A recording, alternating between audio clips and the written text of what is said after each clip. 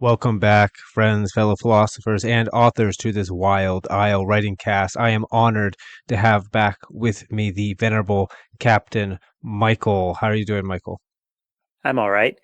Uh, just glad I'm able to record today. Localized power outages in my town today because a storm came through yesterday. But I kept my power. I had people over recharging their phones yesterday at my house. Well, at least you have like a little community. People can feel like they can actually come over and do that, right? That's kind of nice. Yeah. Uh, yeah, I would be a little upset if people from my little, it's not a cul-de-sac, it's just a dead end street came up to my apartment. I would have to I don't know, brandish weapons or something. I'd be too worried they might jump me for heroin money. But that's not why we are here today. We are here to talk about world welding. So that is building coherent, believable science fiction settings. And I will be the student today because I have never actually taken the venture for writing science fiction. I have been intimidated at what I assume must require immense amount of knowledge and research, but we'll find out if my worries are warranted. But first, we're going to do some shilling. The only thing I really want to focus on today is my Kickstarter campaign. That's right. So if you're listening to this roundabout when it comes out, the Kickstarter campaign will still be going on. It'll be going on for 2 months. It ends, I think, the 26th of September. Yeah, so what we're doing is we're raising money, or I'm raising money to fund two different artists to commission a bunch of art actually for both of them. So from one artist, I'm doing, I think it's like six book covers total. I'd like him to do the other, essentially a book cover plus 12 other images. As you could imagine, that's a lot of work. It's a lot of money for a poor author like me. So if you'd like to help me out and help them out, get them to be able to live off of their work, check out my Kickstarter campaign. It's going to be in the link to this podcast, both on SoundCloud and on YouTube and wherever else. I'll have it there. Or you can go to my website, wildislet.com. There's a gigantic photo. You click on it as you scroll down the homepage, and it'll take you right there. And that's it. I'm not even going to show my editing service, though I do have that, and it does help me eat. So if you want to clean up your manuscript, go over to wildislet.com/editing. But Michael, do you have anywhere you want to send people so they can keep up with your amazing science fiction? Mostly, if you want to catch up with me, find me on minds.com/Aeternis. Um, I am hoping to have something out for sale here on your various book purchasing platforms, hopefully in the next few months, but we will see about that. The actual editing of the text that I wanted to put out is pretty close to done, but the marketing stuff is all still up in the air. So I'm working on that, hopefully soon. Yeah, marketing's always a pain, but you know that you have us. Yeah, once Michael's anthology hits the market, whenever that happens, I will blast it everywhere all the time until you all read it or die. All right. With that being said, let's get into the conversation for today. So I thought we should start out by defining our terms, and it really comes down to the question: is what is science fiction? I think we got to know that before we can think about how we're going to build a coherent, believable setting in science fiction. So, Michael, when I say that word science fiction, what does that mean to you? Science fiction is a speculative fiction genre. Obviously, hopefully, we have a shared understanding of the concept of a speculative fiction genre. It's essentially a what if story. It's a story structured around a set of counterfactual suppositions that then influence how the story progresses. Obviously, everybody's familiar with fantasy and horror. The third big part of speculative fiction is science fiction. And science fiction tends to take as its presuppositions a list of counterfactuals that are at least plausible based on the science of the day when it is written. Um, and the whole point is to project a maybe not a future, but a world in which this thing maybe could be true. So we're not changing the rules of the universe so much as we are changing the tools that people have to manipulate the world around them in various ways. And some things that are generally considered science fiction, obviously, a lot of stuff that we refer to as superhero stories actually is falls under science fiction in a lot of ways. Um, as does some other things. There's some things that we think of. Obviously, people think Star Wars. Star Wars is actually, at least in its original concept, is sword and planet fantasy. It is not actually science fiction. Star Trek is science fiction for the most part. And a lot of the modern kind of trashy Star Wars that you see, they try to be science fiction because the people who run it don't actually know what they have and they don't do it very well. So they try to write science fiction, and that's one of the reasons it's terrible. That's really interesting because that plausibility comes up over and over and over again. That seems to be the key that makes it science fiction and not science fantasy, not what was it you said? World and what? Sword Or and Planet is what it's called. It's a fantasy genre where essentially you're doing fantasy things. You're just doing it in a multi-planetary, multi-star, potentially multi-galaxy environment. yeah, and is that different than like a space opera, or does that like a different, Yeah, more space general? opera is you can actually space opera is more and this is kind of a term that's been used a lot for a lot of things. Um, Space opera is what people have described how I write a lot of ways. But you could honestly write Sword and Planet in a space opera way, but for the most part, it's science fiction. And what it is um, essentially it's grand, larger than life character drama set in a science fiction context. And there's a lot of like sort of like you could almost refer to them as very, in a colloquial cultural sense, very metal world building elements that are there to kind of make all of the drama larger than life in the science fiction context. So you have large interstellar wars of extermination between species is a very common thing in space opera because it makes the stakes very high. And the whole point of the stakes being high isn't to set up big epic space battles. That does happen, but actually the reason is to put pressure on characters. It's not there because we're going to sit here and spend 10 chapters actually going through the battle, a battle at this particular world that changes the course of the war. That only if that happens, it's only because the characters are actually there and making decisions that affect the battle. That makes sense. In a sense, and I don't want to go on a tangent, but the opera, we can almost replace that word with drama. I feel like that would probably Yes, be, yeah. And opera then you could is even a have a, word that is nearly synonymous with drama in this context. okay, that makes perfect sense. And you could kind of have an anything opera then, right? Like a fantasy. Well, I guess at some Yes. points you just have a drama, right? But like, yeah, okay, that makes perfect sense. The plausibility bit, the thing that hit me with that is it actually reminds me of if you're trying to run a proper experiment where you've got a hypothesis. That's the speculative.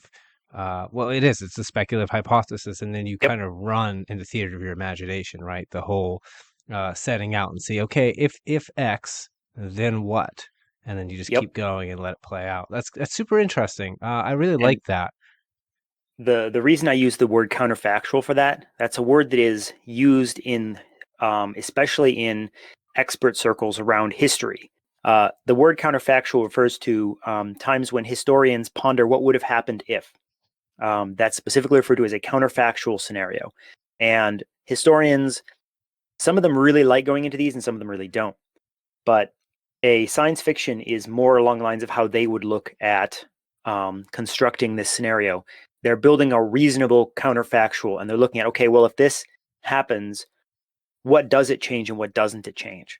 Um, if you could have a science fiction story where, and this actually is a science fiction story I've seen in multiple places, where a portal to hell opens up over London. That sounds like a fantasy element, but it's not. If it's handled like a science fiction element, you're dealing with what does that change? Well, it creates a great danger to the people of London and to England and to Great Britain and the United Kingdom, and depending on what time frame, the British Empire. But other countries will get involved because there may be resources that you can get from this portal, you could get from the things that come out of it that they want. So they might send people to help, or they might start contesting for access to this portal, right? This is a Yeah, science fiction way of looking at it, whereas as a fantasy way of looking at it, you just have the portal there, and you don't actually do any of that world building around any of that stuff. the The portal does this, and then all these other fantasy elements come up out of the weeds elsewhere to give other people their fantasy elements.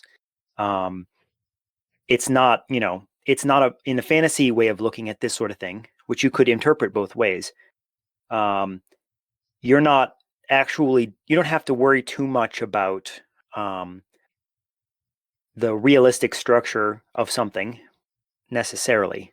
You're going to construct a realistic structure eventually, but the realistic structure follows a lot of the other elements, right? You're going to put fantasy elements in, and any realistic setting structure in that science fiction sense has to be subservient to that. You can't do that in science fiction, and that doesn't necessarily make it harder to write. It does make it a little more tedious because if you add an element, that element could spiral everything out of control and basically make it impossible to use the setting with that element integrated. Or people just accept a contradiction that blows everything up and move on with their lives, which is sadly common. But uh, it's a different way of looking at things that I think intimidates a lot of people, and I don't think it shouldn't. It should. That's good news for me, right? I like the example of the portal, like the hell opening over London, being usable even with the science fiction, let's say, because at this point, we're not even really talking about the setting per se. We're talking about something more to do with the way the plot is constructed, right? Yeah, Um, and it's it's not just actually, it's not just the plot. The setting sort of has a plot of its own. It sort of has themes that are built into it, and fantasy in particular tends to have themes around harkening to a time when things are clear. That means that you're removing a lot of complexity that we expect in our world when you're having even your standard fantasy story of a knight going to kill a dragon and rescue a princess. The story is very simple, right? He's not worried about whether the dragon is an evil dragon or a good dragon, or if it's somewhere in between and isn't sure for the most part. The dragon has kidnapped a princess. He doesn't need to worry about the rest of it. If it yeah, was a good dragon, it wouldn't have kidnapped a princess, et cetera, et cetera, et cetera. In a science fiction sense, and you do even see dragons as a concept in science fiction. They are not. Wait, you don't get that amount of clarity. You have something else replacing that clarity. And that clarity is sort of a thread that goes through all of fantasy.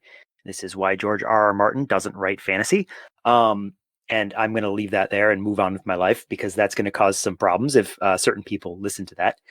Um, Science fiction kind of lets you set your own thread that runs through it. That's a lot of power you have to make whatever story you want, but it's also a lot of power to blow yourself the heck up. yeah. The way I look at it, it's almost like we're doing the reverse of the classic symbolism that you might see emergent, let's say in something like folklore or dreams. So, like you just outlined with fantasy, it doesn't really matter what is, right? The point of fantasy is like, what do I do? Right? The actual exact details are irrelevant. Like when the princess is kidnapped by the dragon, you kill the dragon. Like that's what it's trying to teach you, and it does have that clarity because you don't get tangled in the weeds. Um, but with science fiction, it seems to me we've got this intersection between the setting element introduced, and it's introduced more like a hypothesis, and we're actually, in a sense, doing the opposite. We're stripping away the let's say, world as theater as how to act. And we're looking at it much more as a world of the material place. I don't know if you have happened to, or if any of the readers, or anyone readers, any listeners happen to have read Maps of Meaning. But if they have, early on in the text, and it's a beefy text, and so there's when I say early on, it might have been like a couple hundred pages in. Jordan lays out the difference between looking at the world in those two ways. Like there are fundamental ways of approaching reality as material reality, right? So a place with things in it versus a place where we act.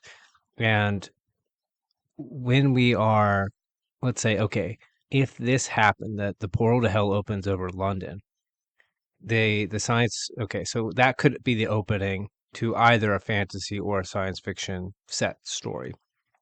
But this intersection as to how that, let's say, how that bit of the setting interacts with the, it's not, you're right, it's not just a plot. I think it's a theme as well, Yep. right? Like what is it telling us? What is it trying to teach us?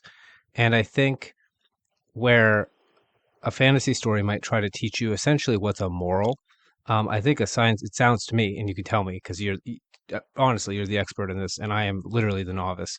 Um, the science fiction story is more meant to teach you about consequences, almost like reverse history. That is one way you can take it. It's not the only way. You can tell very moral, sort of almost like fairy, not necessarily fairy book stories, but stories that have that sort of very clear um, moral to them in science fiction. Some of the most famous science fiction stories do have that. One that I'm not a huge fan of the actual writing of it, but the world building is good. That would be 1984. Um, the moral of 1984 is essentially that all of that technology and totalitarianism will intersect, and if you don't not careful, they will just creep and take over all society, and there'll be no escape. um, it's not a moral told through the characters, it's a moral the characters are trying to break out of and they fail to do so. um, and this is you can do it the other way too, where the characters are demonstrating the moral through their own actions or by them failing and then eventually making the right decision at the end, which is a very standard fantasy trope. But you are not bound to do that in a science fiction story. As I said, you kind of get the option to choose your own through line, your own thread through things. um, and that's really not set at the story level, it's set at the world building level. And you can set that as part of writing a story. If the only time you use that particular setting is in that story, then there's no big difference. But if you're somebody like me who's lazy and reuses a lot of world building so he doesn't have to do it 15 times, um, or more than 15 times, um, then suddenly that decision you made way back when is influencing stories you're writing now. And if you forget it, you end up with some weird higher level order contradictions that readers who've read everything, if you do find any of those, will pick up on. It's very noticeable if you know what you're looking for. Oh yeah, I definitely have seen that, particularly when you get people reading across like what we could, I guess, call the fantasy and science fiction divide. Though the more we talk about it, the more um, yeah, I always get finicky about terms. I'll let that aside. Uh, but yeah, when if you have a very small inconsistency, it seems to me, because of the nature of like the hyper consequential nature of writing in science fiction, what you're gonna someone who likes that, they're gonna notice your small little error you might have made or incontinuity in your fantasy story, and they're gonna remind you that it's there. Um, and then in the typical fantasy reader probably just won't notice because they're not paying as close attention to that element of the story that they're reading. And that I makes me think think that. Oh, go it's a ahead. little less that a science fiction reader, and I find this in my experience. I've read a lot of science fiction. I know a lot of people who've read a lot of science fiction. They don't pick up on contradictions as such. They pick up on something being done by a character that is a crazy, it doesn't make any sense that it should work, or it doesn't make any sense that that's what they should do based on what they know, which you as a writer with perfect knowledge of both where they should be going and what will get them there, you made them make this decision. But it's not a very reasonable decision for them to have made at the time because of the world building you've presented. And that's often what's picked up on, is the characters seeming incompetent or stupid or lucky when they're supposed to come off as maybe not hyper competent, but at least as thinking they know what they're doing. And that often And is a sign of a contradiction. And this is interesting because you expect, oh, they'll catch that I said that these two planets are 15 light years apart in chapter 1, and in chapter 17 I said they were 17 light years apart. They almost never do. It's a contradiction. Yes, it is a surface level I did a dumb. Nobody ever catches that. And the reason they don't catch that is because that doesn't matter. For the purposes of the plot, the character decisions matter. That arbitrary distance, unless the difference between those like makes a difference in a character's decision, nobody's going to catch that. That okay, so doesn't that mean you should makes leave the sense. contradiction in. Yeah, yeah. No, that does make sense. And it would be particular, like, so both in the science fiction story and the person who who really enjoys reading science fiction, that's like their main thing they read, it makes perfect sense that even more and more and more minute details of contradiction of character, like you mentioned, are going to be noticeable because, again, if we're looking at this story as a world where we've added like a particular set of elements to the setting that is essentially our world, like the reality that we're familiar with, then we have to look at it as essentially not necessarily in a strictly deterministic way. That's too reductionist. I don't mean to imply that, but there is a necessary cause and effect that you're assuming, right? That holds up the verisimilitude that the reader is both going to be sensitive to, and that will stick out more and more and more like a sore thumb, given the nature of the setting. Exactly. Yeah. So the setting. Now let's actually get into that because I mentioned that word verisimilitude, right? Which we essentially just, I think, in our conversation about character, described mostly as believability. It feels real. It's not necessarily realistic because those are two different things. Hmm. So yeah, what's your initial approach to, say you're about to set out to write a science fiction story. Say you're me and you really haven't done it before. What is it that you do to get yourself off on the right foot to have a story with decent sci-fi story with decent verisimilitude? I actually don't set out to do world building as such. I set out to start designing a story. By the way, at least with some of my science fiction, some stuff that I have talked about here in the past, my Angels Reach fiction and my Gates of Ashera story, which was supposed to initially be several different stories. The original seed story for those settings did not is not the one that I eventually finished writing. It was a different story that I may eventually go back to, especially in the Angels Reach case. The one story that defines that setting is not any of the stories I've told in there yet for multiple reasons. It was the story I initially planned, and they got me interested in putting the thing together, but other stories sort of seemed to take precedence at the time. Um, what seems to be is that those initial stories functioned as sort of seed points from which the setting could crystallize around that, and the challenges and the elements that kind of interwoven into that story kind of were a good place to build out from there, kind of in concentric rings to create a larger setting. The actual, it almost doesn't matter what those original stories were anymore. If you were to look at a theoretical network map of all the different concepts that go into the Angels Reach setting that I have spent so long working on, you probably couldn't point to the element that was the initial any of the characters in the initial seed story, which is still that story is still technically like in there. All of its elements still happen, but they don't seem connected because I've done so much around them that just everything's filled out. And I would That recommend that. I would recommend this where don't spend a bunch of time with world builders disease, especially for like an interstellar science fiction thing. You'll be at it forever. You can design 650 worlds, but even in a small interstellar area, like, from one end of the local galaxy arm to the other, so like 1/700th of the total volume of the Milky Way, you're still going to talk 10,000 planets. There's no way you can actually structure the world first and then put stories in it. You have to fill the world out by having stories go out and explore what's out there. What's interesting about that is that doesn't seem all that different than other forms of speculative fiction. Like, so if I'm writing a fantasy story, say like the Wanspoke series, that's what I've been working on. Um, I kind of did that. Like, I didn't build out the whole world to start with. I didn't.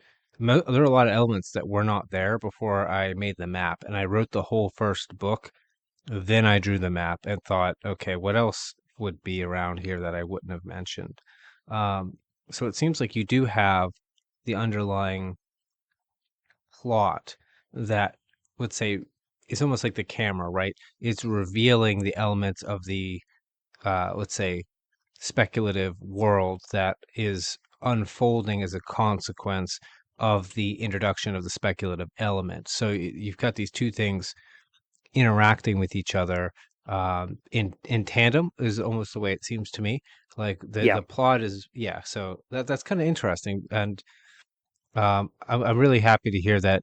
I don't have to build out this whole world. That was always something that you mentioned, people being afraid or intimidated unnecessarily. That certainly intimidated me because I thought, Hmm. okay, I'm going to have to do a mountain of research and then plot out a ton, and I don't typically do that, and so now I know that I don't have to do that much, but I assume that some amount of research does become necessary, right? Because It we do does. have to, yeah. So So with a good go ahead, example of go ahead. that for research, when I set these stories in this, it's set at almost 1,000 years in the future, but it's set in our Milky Way galaxy.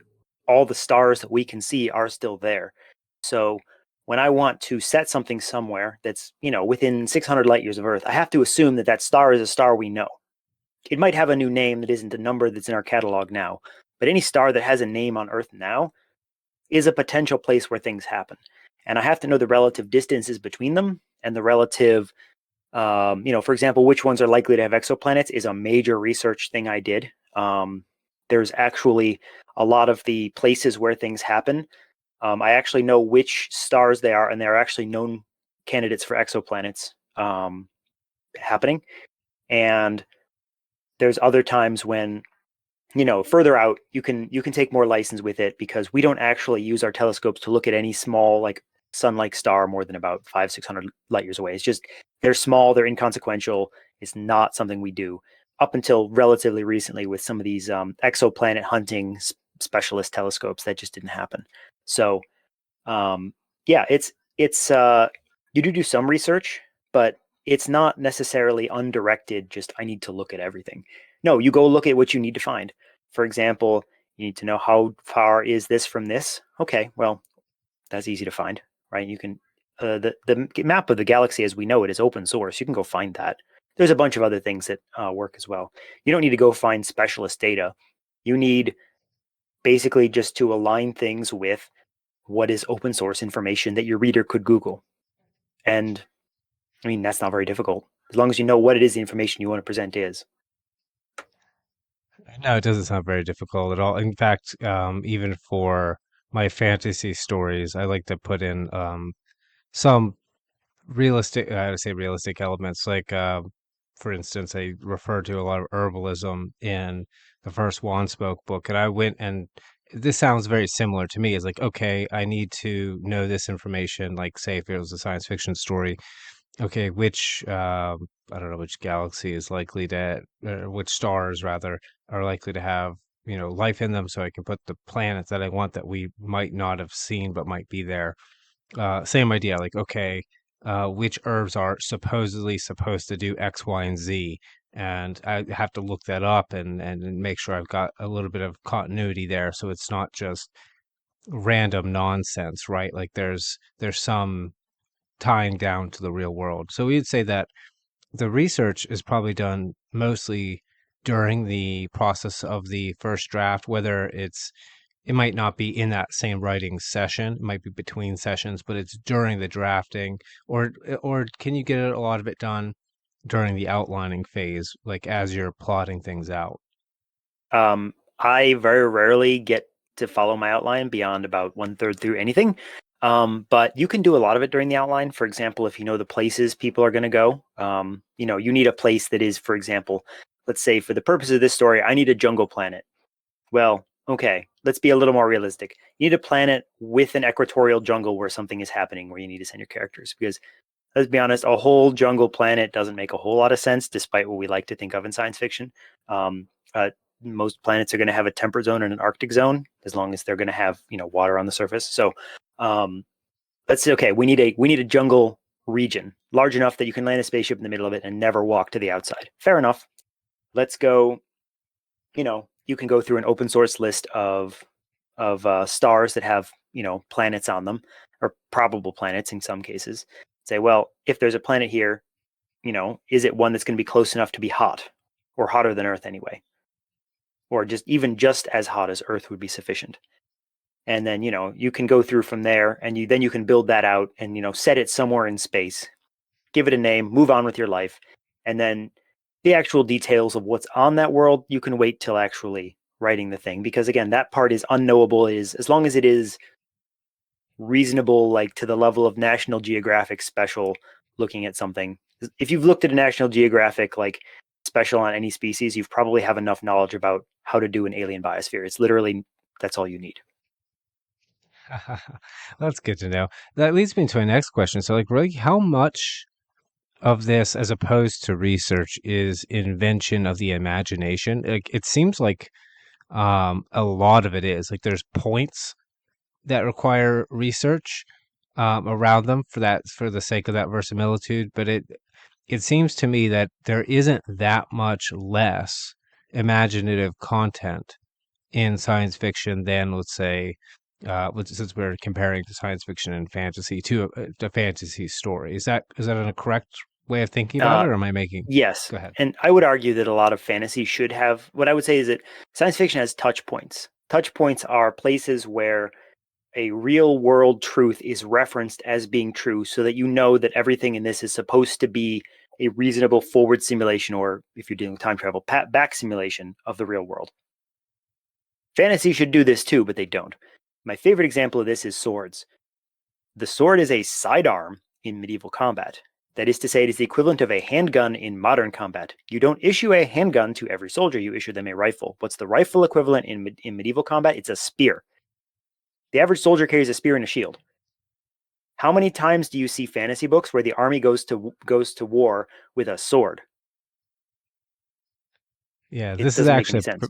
no. That's also a particular bugbear of mine. Not to go on a tangent, but yeah, the amount of it's not even historical lack of or lack of historical knowledge, right? Because it's if it Yeah, were you're not dealing just with real history in a fantasy. You're dealing with a counterfactual, but you're still dealing with those, you're dealing with the assumption that those arms and armaments are still effective. The problem is that you don't actually research why they were effective, right?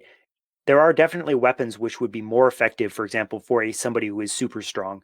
Um, a super strength person would use a different type of weapon than a sword or a spear, or at least a very differently designed sword or spear. And for the average person who is just, Bobby the peasant who was conscripted off of his dad's farm and put, he was given weapons by the king's officers, he's going to want a spear. It's easier to use, takes less training. He's going to be more effective with it. He'd have to train longer with the sword, and also he'd be at a disadvantage against somebody with the spear anyway. So, right, unless you change the physics of how bodies work, you can't get away from that. And that's something that I only realized in fantasy after I had written science fiction for a while, because that was me taking something from science fiction, that idea of the touch points, back to this is still supposed to be a simulation of the real world, and then realizing that not only were they not there in fantasy, which would be okay if they weren't there, it's that when they are present, they don't make any sense. If you made up every weapon out of whole cloth, then it wouldn't be a problem. But they don't. They use swords and they use armor and they use shields and they use spears, and that creates a touch point which doesn't match up. yeah, it's interesting. You mentioned that writing in science fiction made you notice this more in fantasy.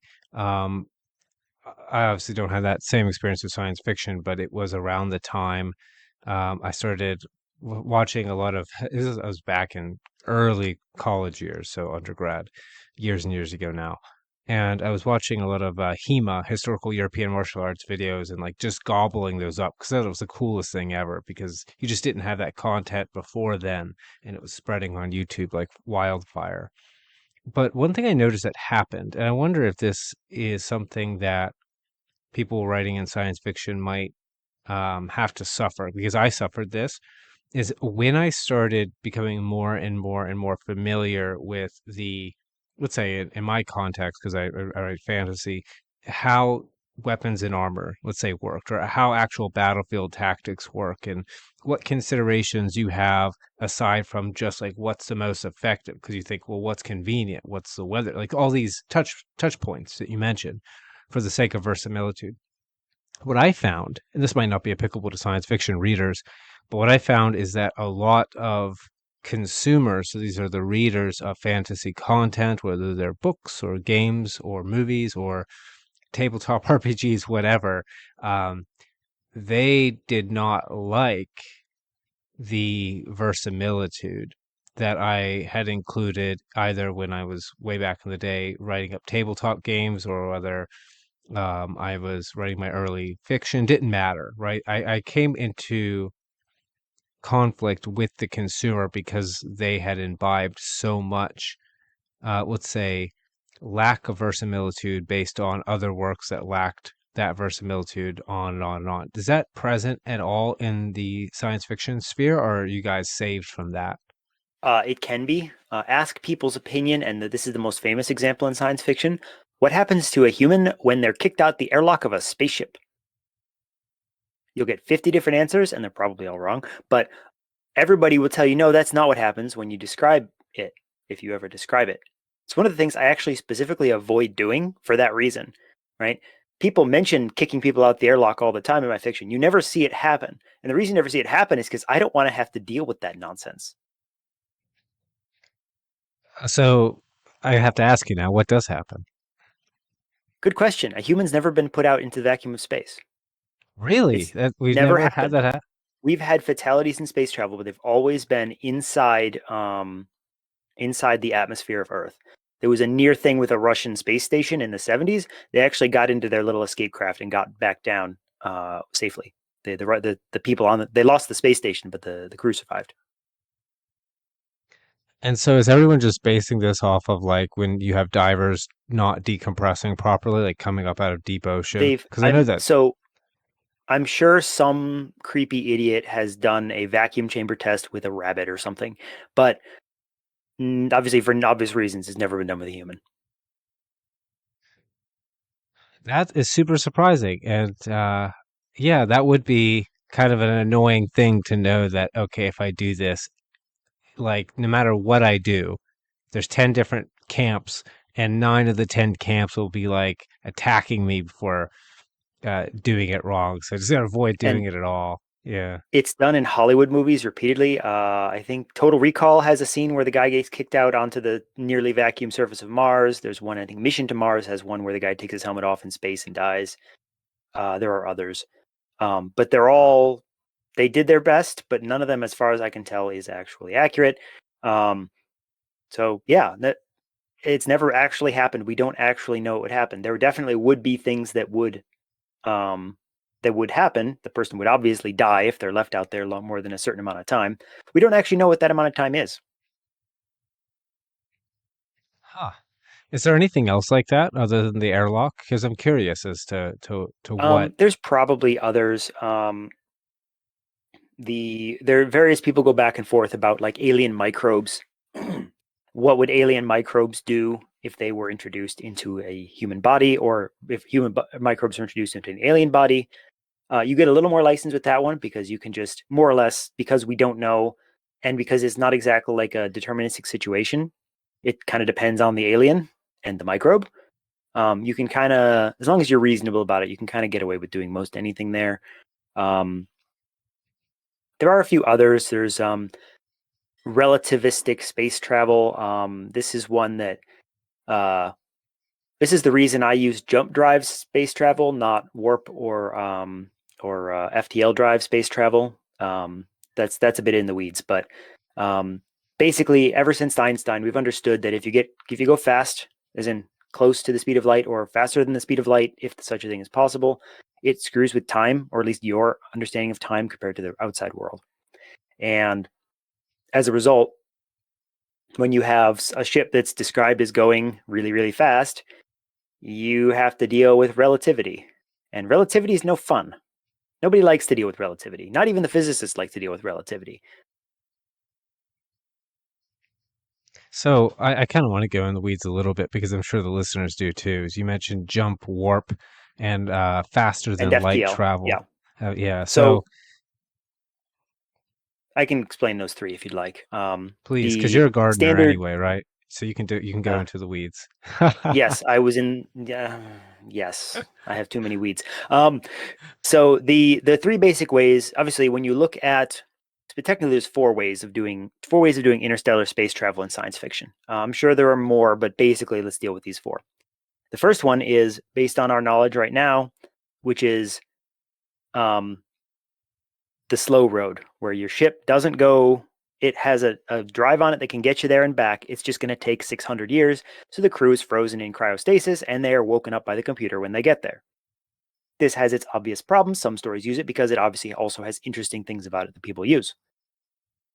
That's your least fantastical FTL or interstellar travel system. The other three are actually faster than light systems. You have your warp drive, which is comes from it actually doesn't come from Star Trek. Everybody knows it from Star Trek.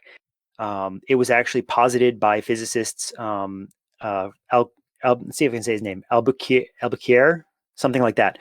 Created this concept of the warp bubble, where essentially you're moving in your relative little bubble of space. You're moving at a normal, not too fast to mess with time speed, but your bubble of space is actually moving itself in a way. And he actually did the math and actually came up with this. And if you could create this bubble of space, you wouldn't actually have any time problems. Um, it's sort of like, how do I describe this? If you can't visualize the physics, it's actually kind of the physics are kind of obnoxious. Um, but it's like you're riding. It's almost like you're surfing on space. You create a wave of space, and you're kind of like surfing, except you're kind of like following right behind the crest of the wave. If that analogy makes sense, that's incredibly simplified, but that's how warp drive systems supposedly work. That seems to Um, make sense to me. Let's see if I get that one though, for the because I'm sure the listeners are yep. trying to see if they know. It's so so obviously if you're moving through space, you have to deal with relativity. But it's Yep. almost like instead of the idea, because I know people have the idea of like not like a wormhole, but the idea of taking one point in space over there and another point in space over here, and somehow pulling them closer together so that you only Hmm. travel a tiny bit, and then it unpulls, and then And now we'll get you're to way that. over here. Yeah, That's but a, that's that's so a that's different not kind. this. But this is like instead of the pulling the whole thing together, like the destination and the location, what this would be like is taking the bit that you're at, the location you're at, and like literally moving that again, like you said, like a wave, so that in little almost like increments, you get that bit of space is replacing the bit of space in front of it until you get to your destination. That's the best way I Exactly. could. Okay, so that's and Hmm. which kind is that? That's a warp drive. Got Again, it. just like Star Trek, Star Trek got it from Alcubierre. Again, I'm probably saying his name wrong, but the physics was done in the 50s, I think, and Star Trek came out in the early 60s. And Gene Roddenberry actually knew about the physics, and he actually picked it up from there. And then All we have right. two more to talk about. There's faster than light, which is often it's often paired with a different kind, which is subspace travel. Fast and light is you're literally just found a way to travel from point A to point B faster than light, breaking the rules. And since you're already breaking the rules, you can probably get away with breaking the time rules in some way. Usually, in that way, they fiddle with time in some way. Maybe not the way that Einstein would have predicted. Um, the subspace variant of that is where you solve the time problem by essentially traveling through a different dimension. This is the 40K warp. This is Star Wars' hyperspace. This is there's a bunch of these you could go for. But essentially, the idea there is the ship is traveling the distance um, at a normal speed through through another dimension basically, and then it has a way of coming back up at a relative point that will get it near its destination after it's traveled a certain distance through the other dimension. Okay, that And makes sense. yeah, that one's pretty simple. um, and then the final one is of course jump drives, and jump drives are actually less common in visual media. Farscape uses it, a few others but not very many. The jump drive concept is that your ship has a device which essentially brings points in space closer together. You could refer to it as a wormhole, or whatever else you want to do, so that it only has to move forward a very short distance to cross this join that it's made, and then it's somewhere else quickly without having ever gone fast enough to fiddle with time. And the reason I use that one is so I can say, screw you, relativity, Einstein, go screw yourself, leave me alone. Yeah, that's reasonable. I wouldn't want to have to deal with that either. Um, All right. Well, thank you for going into the weeds. I really appreciate that. I'm sure the listeners do as well. Now we've all learned something, and we can not be so intimidated. But going into the weeds reminded me of another issue I think a lot of people see in. You see this in science fiction. I just had a conversation with author, among other things, Matt Dawson, and we talked about our actually no, that one wasn't Matt. I did have a conversation with Matt. I'm thinking of Brad. Um, but we talked about the bureaucratic death of fantasy, and we ended up talking a lot about hard magic systems. And the thing with hard magic systems is they try to emulate essentially something like real world physics. Yep. And when you get into them on the fantasy side of things get kind of clunky. Things get kind of chunky. There's a lot of exposition required to explain how these systems work. And I know in some science fiction stories that can be the case as well. What's your experience with, let's say, if I reduce it down to showing versus telling, but I like to say like in scene versus summary or narrative exposition, right? With science fiction. So this would be like the delivery. How do you handle having all of these elements of the setting that really do need to be explained to some degree for the reader to understand without things getting bogged down? I will answer that. Before, I will say that science fiction suffers from a similar problem that fantasy does in hyper rationalization. The problem that it has is that you can hyper rationalize all you want. The world we live in isn't hyper rational. So you can actually make it more rational than is realistic to the reader and blow everything up. But in terms of actual presentation, there definitely is a balance to strike with how much detail you give. The author probably needs to know 10, 15 times more detail than is actually presented in any scene about the mechanics of the especially technology. The characters should probably also be relatively familiar with it. Maybe not as familiar with it as the author, but they should know a lot about it too. The problem with that is twofold. Number one, if they understand their technology, they're not going to go explaining it to each other. So who explains it to the reader? But the reader also needs to know how the technology affects the stakes of the scene. So you really have to find some way of interleaving just enough about it. So essentially to know what it does and what its limitations are in an efficient manner. And if you spend even 2 sentences on every piece of technology in a setting that, is set 1,000 years in the future, you're going to be there all day. You're going to spend a lot of time on that. So oftentimes my best practice on this is really simple. I just use comparative descriptions. A new piece of technology is given often as a replacement for, or a substitute for, or as an alternative to one that the character already has. And they have to sit there and decide, okay, do I prefer, in one case I'm thinking of directly, well, I much prefer the railgun that I had, but somebody took it away from me. I don't have it anymore. They gave me this other thing, which doesn't, you know, it's a high tech, cool plasma pistol. It's a lot lighter. It's a lot smaller. It shoots basically a ball of flame down the corridor, but I hate it. It sets things on fire, but it doesn't actually put holes in anything. And right there, you get exactly what you need. You don't need to know how it creates the balls of fire that shoot down the corridor. Doesn't matter. You get the difference. You know what the advantage and the disadvantage is of both, just from the comparison to the one that we have now versus the one we didn't have. It was taken away. And Yeah, this is a good way. You can't use this all the time, but you can use this. If you start comparing things relative to other things, the reader gets a good sense of the stakes relative to each other, which is really all you need in a story. You don't actually need to know the stakes relative to a human standing on Earth with human 21st century technology. You need to know the stakes relative to the other characters and the story itself, which is, comparative is enough for that. yeah, I've seen you use this method a number of times. I know in a particular work there was like a like skin tight space suit like you always see, and I remember reading the bit of the work and thinking as I was reading the description of the suit, it's like, this would make a really great pulp cover. Like you would definitely put this in your story if for no other reason to get your story like have to have the cover image because that's what people did back then.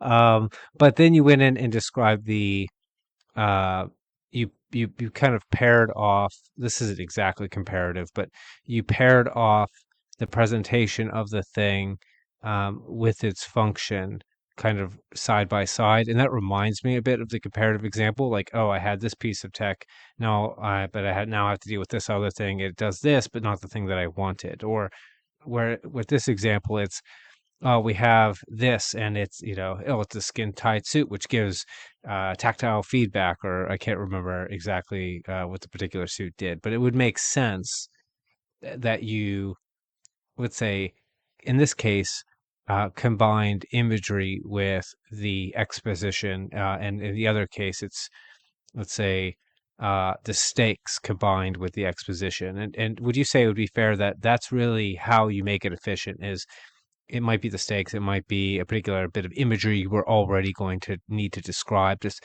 there's something present in the scene that needs to be dealt with, and by simply attaching the expositive bit of tech explanation onto something that's already present, it becomes relevant, and that creates a let's say a natural limitation, so that as an author you're not tempted to go on and on and on and on and explaining something that's not relevant to the reader. Does that sound fair?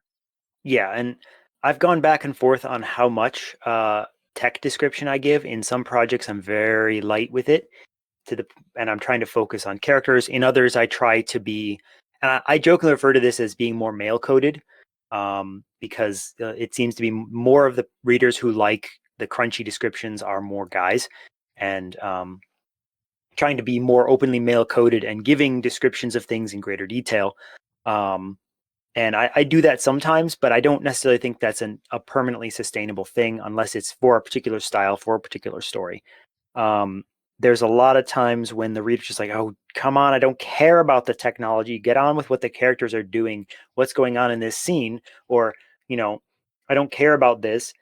You're taking up words. You should be telling me what the characters are feeling or thinking, or what's actually going on in front of them that they're looking at while this is happening, right? So you really do have to strike a balance, and the balance isn't the same from story to story.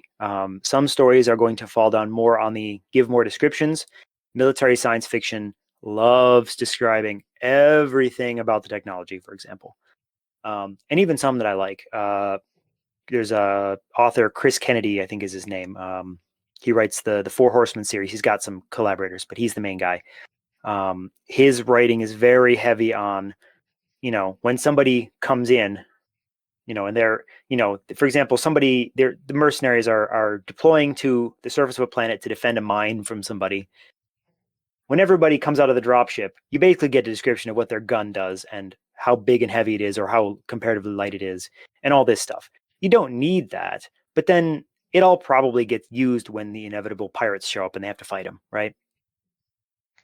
And Yeah, you can go that way, but you also don't need to.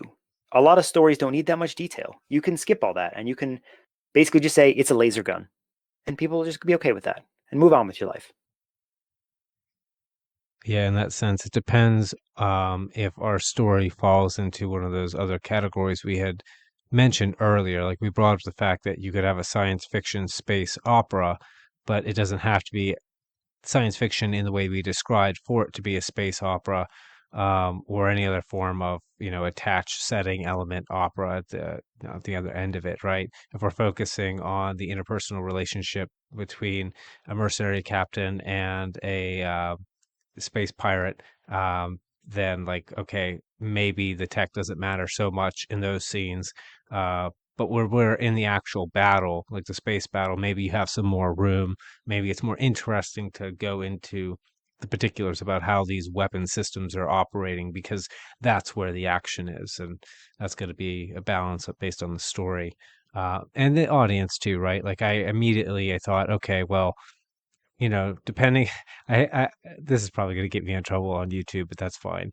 I have a saying that I say, and I think like all men are kind of autistic and all women are kind of schizophrenic. And what I mean by that is like that's the object versus subject focus, right? So if you Hmm. see like, and I could just say that out, if everything to you is an object, you're autistic, right? You don't look at the world as with people. You don't like people because people are unpredictable. They don't operate like objects. And if you're schizophrenic, you see people everywhere. Um, Yep. and yeah, if you've got that hyper male audience you're dealing with, um, you know, autists who want to know every single thing about how this gun works to the point where I've had people like, I had an engineer one time. This is a bit of a tangent, but I had him watch the animated film Gene the Wolf Brigade, and in one scene, you see this car, but before you get to see the outside of the car, the camera lets you see the dashboard, and the people animating this were really detailed. And this guy, because he was an engineer and he also was a fan of cars, from the dashboard inside the car, took notice of the details and was able to say, "Hey, is that this car?" And then it zooms out, and it was the model of car that he predicted it was. That's So cool. definitely, yeah, yeah, it was super cool when it happened. Um, but the point there is, you definitely have people who are like, they want to know, like they want to know every little detail. They want to know how the weapon operates, or how the computer system works, or all of that. So it depends on the audience for sure. Yep. So is there, since we're coming in toward the end of, our time, is there anything in particular, any maybe advice or direction that you would like to give to people who are like myself, who one day want to set out to write science fiction, that we haven't yet discussed, something, or just maybe a summary of something you want to tell them before they jump in? I would say there's something I wrote in my notes that we kind of touched on, but I don't think it was hit to a certain level of detail that I'd prefer. It's that when it comes to world building in science fiction, is that the why does this setting exist question is not answered for you by the genre. You have to decide the answer to that question. And it almost doesn't matter what you pick as long as it's a reasonable sounding answer. It can be pretty simplistic. Um, I have my one dystopian story. The reason its setting exists is so I can literally answer the cliche question, or not necessarily answer it for the reader, but answer it often for myself. The super cliche question: why does God permit bad things to happen to good people? Right? Everybody's heard that question. Everybody, you don't have to be of any kind, and the whole setting exists to explore the answers to that question. That sounds pretty cliche, but a whole bunch of crazy world building comes out of that. Um, you really should.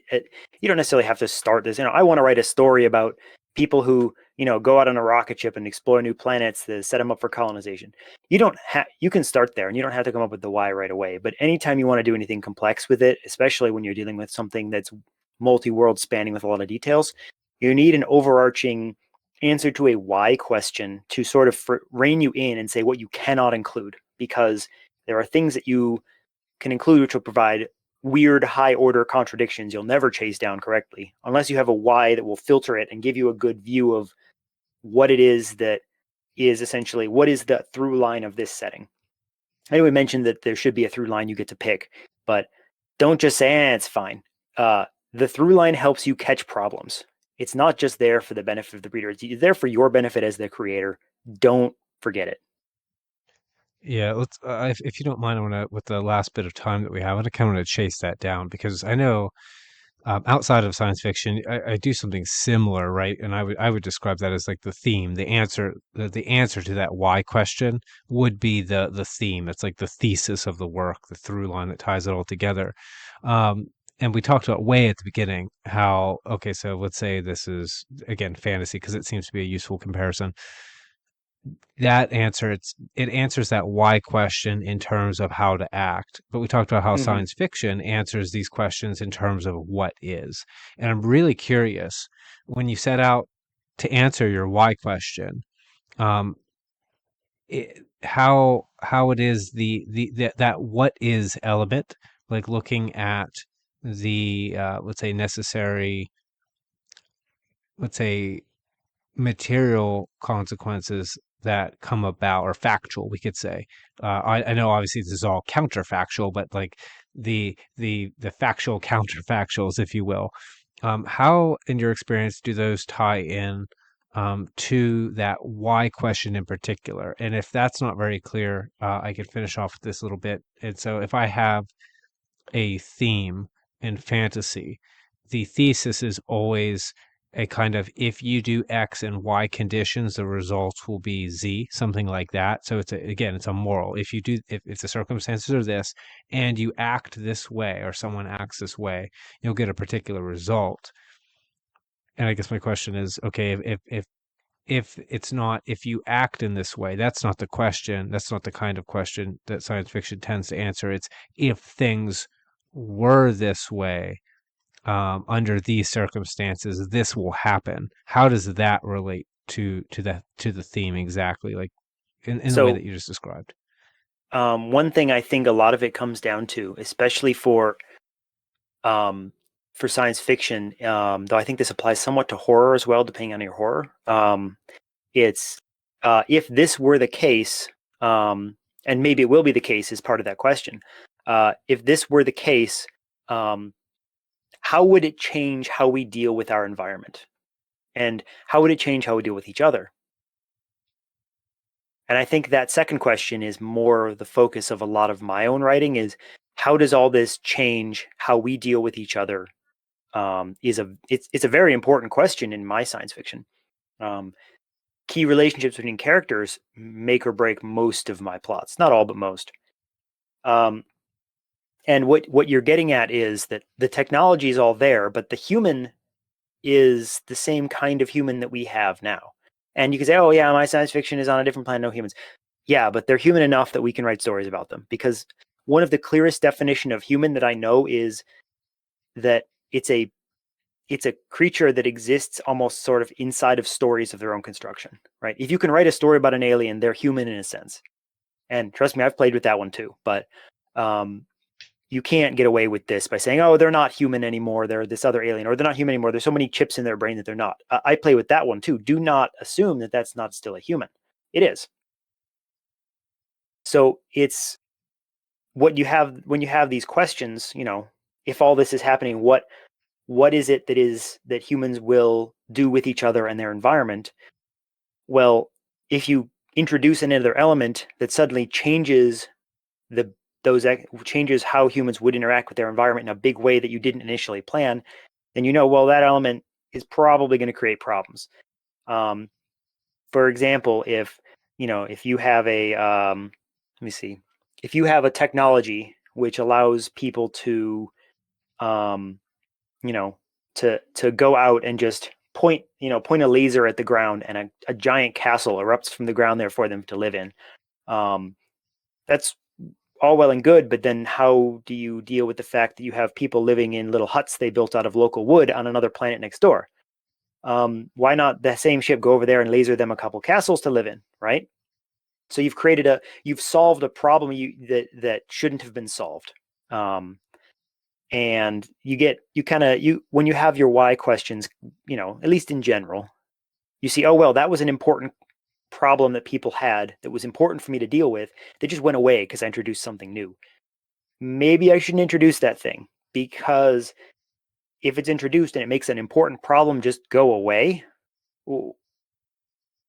it kind of undermines what's going on in the whole setting, and it will create more difficult to chase down problems too. It's just that the first thing it does is erase a problem immediately without any consequences that I've had here for a while that's been very important. That undermines all the stories where that problem is involved, but it also undermines the implied story of everybody else in the setting who's been dealing with that problem in the background. And that's just as important. That makes perfect sense. Okay, so tell me if you, and this will be my last question, I think, because I think I've got it snapped in my head. So, because I'm really stuck on this dichotomy of fantasy and sci-fi, and the way I think I have it formulated is, okay, we have the fantasy in the realm of action, we have science fiction in the realm of material things, or the environment, let's say environmental factors. It can be both. Yeah. And so when you have the formula with it, the more fantasy typic it is, the more the what we would say is the independent variable, right? The variable that we actually get to control and decide what it is.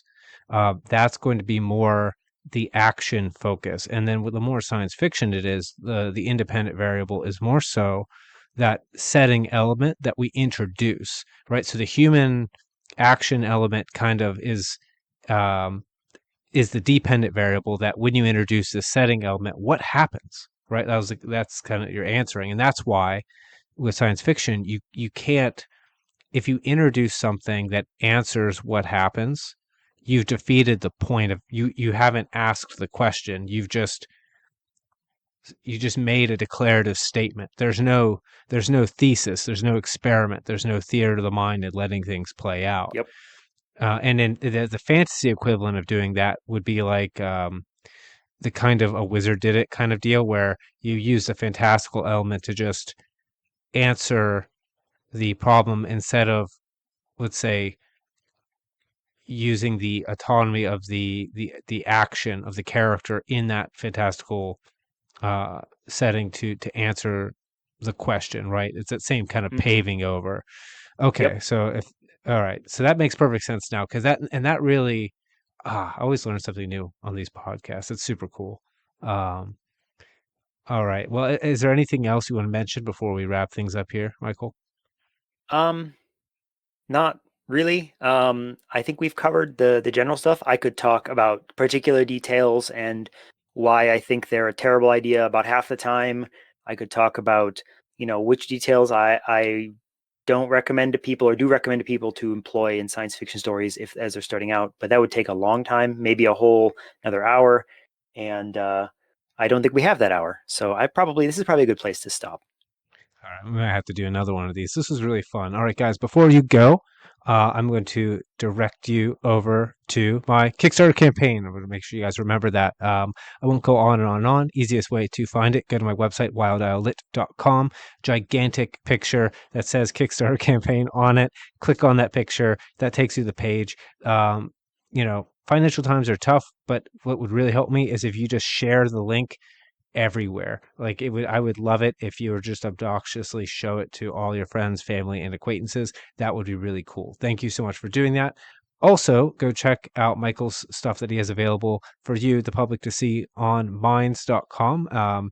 And that's just at Aeternis, Aeternis. Did I spell that right? You got it right. It's minds.com/Aeternis. Haha.